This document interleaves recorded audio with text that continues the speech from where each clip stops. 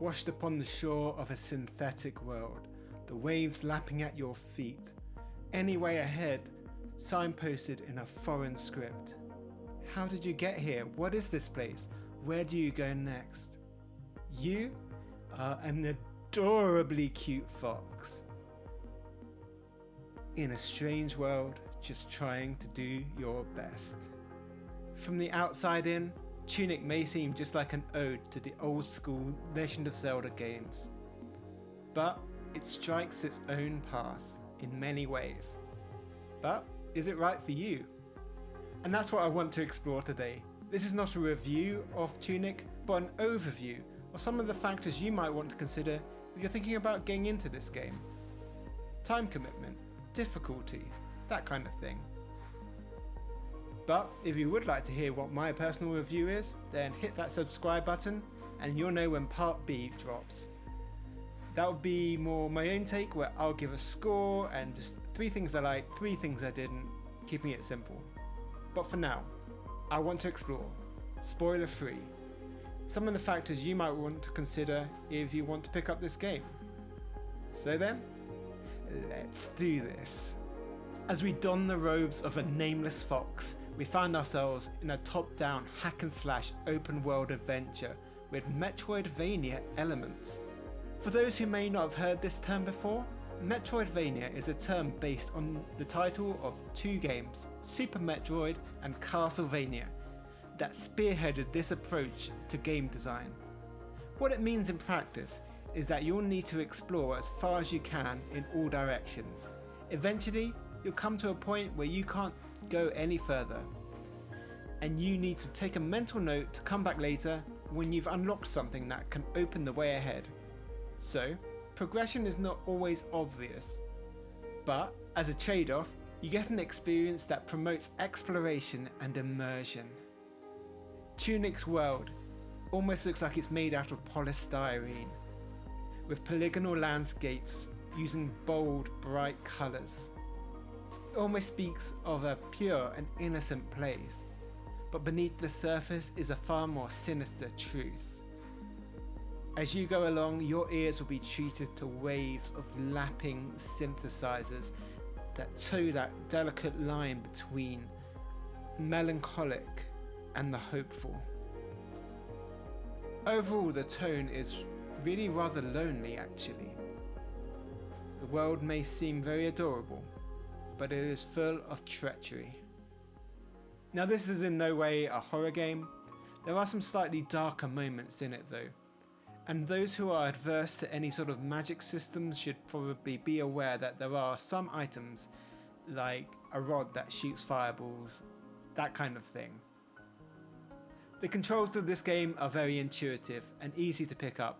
You'll have it down in no time, and there are no mechanically taxing combos that you have to learn. That said, this game can be very challenging at times, almost brutally so. If we're talking on a scale of 1 being easy and 5 being absolutely brutal, moment to moment gameplay and exploration is really more of a 3, with some occasional enemies presenting about a 4, but then when you get into boss fights it can get into 5 territory.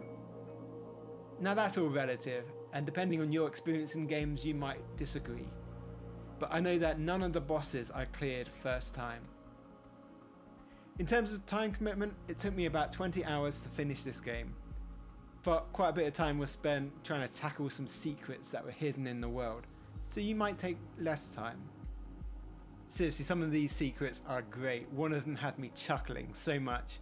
I won't spoil it here obviously, but check back for that part B video later on. I'll talk about it there. Now, progression in this game is managed in 2 ways. The first is by finding items that unlock a path forwards. Eventually, you'll uncover the way ahead, but there will be some trial and error. The other way is by finding pages of the user manual. That's right, it's not given to you up front. But you'll notice that these pages aren't exactly easily readable. Spatterings of English show up here and there, but most of it is in the language of the world where Tunic is set.